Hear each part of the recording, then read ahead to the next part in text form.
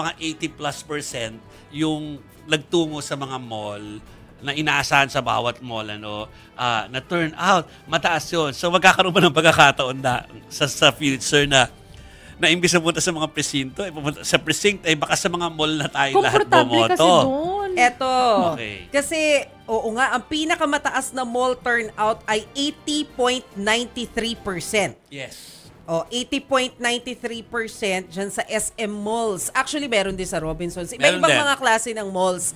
Ang nakausap ko si Chair Garcia kasi di ba binuntutan namin siya sa mall. Yeah. Ang kino-consider ngayon ng COMELEC, sa susunod na eleksyon, mas damihan pa yung mga malls na bubuksan for voting. Bakit?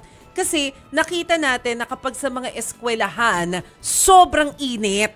Oo. Wala tayong aircon. So, dahil masyadong mainit ang panahon, naaapektuhan pati yung mood ng mga tao, pati yung mga machine. Totoo yan. Totoo talaga yan. Diba? So, Oo. unlike kapag ka sa mall, pero totoo yun mapapansin Oo. mo yung difference talaga ng mood ng mga tao.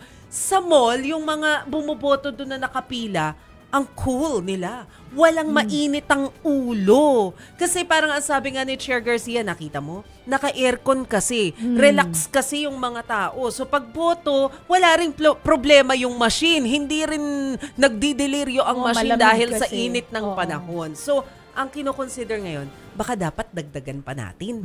Correct. So, tignan natin kung yan ay magiging parte ng susunod na cycle ng election natin na mas marami na, o mas nadami pa yung opportunity for people to vote sa ibang mga venue Yes. na mas komportable.